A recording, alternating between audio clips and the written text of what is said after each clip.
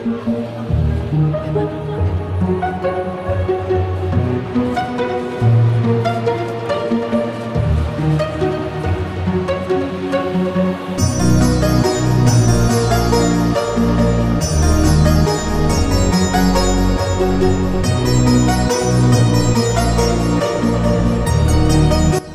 চামচ মতো ধনে নিয়েছি, গোটা ধনে, আর হাফ চামচ মতো জোয়ান নিয়েছি।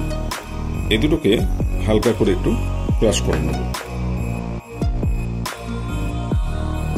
দেখুন বন্ধুরা, ভালো করে একটু ক্রাশ করে নিয়েছি। এর সঙ্গে দিয়ে দিচ্ছি একটু 1 টেবিল চামচ মতো মেথি পাতা। জাস্ট একটু মিশিয়ে নেব। দেখুন বন্ধুরা, এই মিশ্রণটিকে আমি ম্যারিনেশনের সময় ব্যবহার করব। তাহলে বন্ধুরা, আশা করি সবাই ভালো আছেন এবং সুস্থ আছেন। আজকে আবার নতুন একটা রেসিপি নিয়ে আপনাদের সামনে উপস্থিত হয়েছি। সকলকে আমার চ্যানেলে স্বাগতম। আমি এখানে দেখতেই পাচ্ছেন ছোট ছোট এই সাইজের টুকরো করে নিয়েছি বোনলেস চিকেন। চিকেনটা নিয়েছি আমি 500 গ্রাম মতো। ছোট ছোট টুকরো করে কেটে নিয়ে আমি এটাকে ভালো করে ধুয়ে জল ঝরিয়ে রেখেছিলাম। তাহলে আজকের রেসিপির নাম হচ্ছে খুব সহজে কুড়মুড়ে চিকেন পকোড়া। আপনারা একদম ঘরোয়া পদ্ধতিতে খুব সুন্দরভাবে অল্প উপকরণের সাহায্যে বানিয়ে নিতে পারবেন বাড়িতে। এটা খুবই ক্রিস্পি খেতে হয়। তাহলে চলুন দেখে নেওয়া যাক কিভাবে চিকেন পকোড়াটা করা হচ্ছে। প্রথমে চিকেনের মধ্যে আমি সামান্য নুন দিয়ে দিচ্ছি।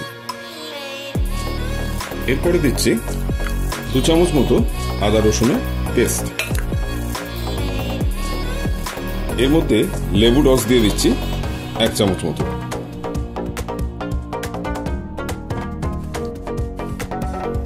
এক চামচ মতো লাল লঙ্কার গুঁড়ো দিয়ে দিচ্ছি।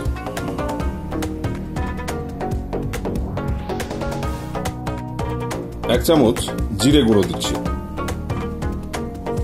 হাফ চামচ মতো গরম মশলার গুঁড়ো দিয়ে দিচ্ছি। 1 চামচ মতো গোলমরিচ গুঁড়ো দিয়ে দিচ্ছি। এরপর দিয়ে দিচ্ছি 1 মুঠো মতো ধনেপাতা কুচি। আর দিয়ে দিচ্ছি 1 মুঠো মতো কারি পাতা কুচি। সমস্ত কিছু ভালো করে একটু মেখে নিচ্ছি।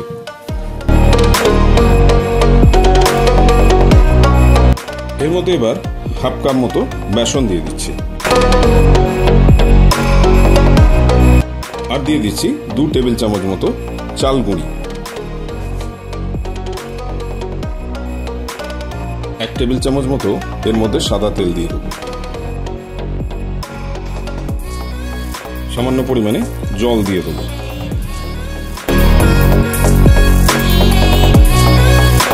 এবারে সমস্ত কিছু ভালো করে একসাথে মেখে নেব।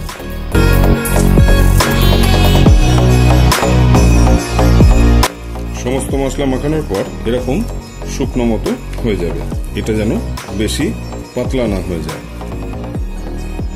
তাহলে বন্ধুরা, খুব ভালো করে দেখুন সমস্ত কিছু একসাথে মাখা হয়ে গেছে।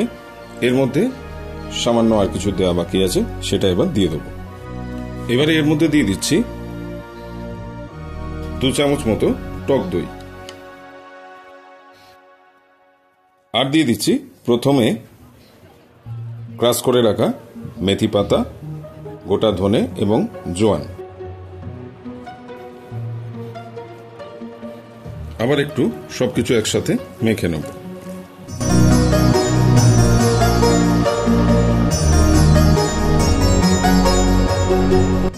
তাহলে বন্ধুরা, চিকেনটা একদম ম্যারিনেশনের জন্য রেডি হয়ে গেছে। এবার 2 ঘন্টার জন্য ম্যারিনেশনে রেখে দেবো। 2 ঘন্টা বাদে ফিরে আসছি। তাহলে বন্ধুরা, 2 ঘন্টা বাদে ফিরে এলাম। ম্যারিনেশন করে রেখেছিলাম। এরপর দেখুন একটা কড়াইতে বেশ খানিকটা পরিমাণ তেল নিয়ে নিয়েছি। একদম ডিপ ফ্রাই হবে, সেই জন্য ছাকা তেলে ভাজতে হবে। যেহেতু সেজন্য তেলটা একটু বেশি লাগবে। তেলটা মিডিয়াম গরম করে নিয়েছি। খুব বেশি গরম করলে পুড়ে যেতে পারে। পকোড়াটাকে যখন ভাজবো তখন সেটাকে সিদ্ধ করতে হবে। সেই জন্য একটু মিডিয়াম টু লো হিটে বেশ খানিকক্ষণ ধরে আস্তে আস্তে ভিতর পর্যন্ত ফ্রাই করতে হবে, যেন পুড়ে না যায়।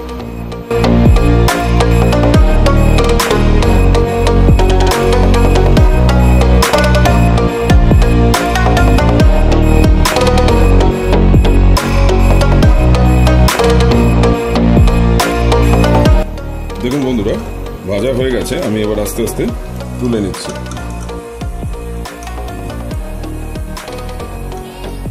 এইভাবে কিছুক্ষণ রেখে দিলে তেলটা ঝরে যাবে, তারপর তুলে নেব।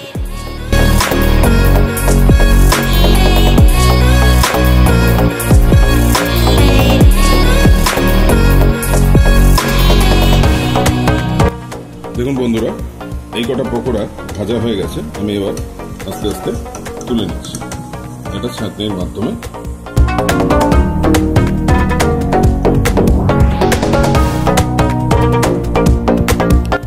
খুব সুন্দর দেখুন কালারটা হয়েছে। আবার পরের লটে কিছু ছেড়ে দিচ্ছি পকোড়া গরম তেলের মধ্যে।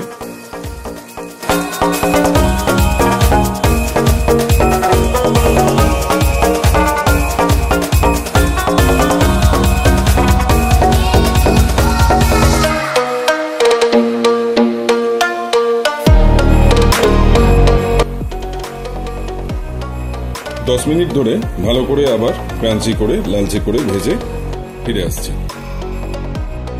দেখুন বন্ধুরা, সমস্ত পকোড়াগুলো একসাথে ভেজে তুলে নিয়েছি, আর সঙ্গে দিয়ে দিয়েছি টমেটো কেচাপ, সেজওয়ানের চাটনি, আর তার সঙ্গে দিয়েছি ভেজ মেয়োনিজ, আর সঙ্গে দিয়ে দিয়েছি কয়েকটা পেঁয়াজের রিং।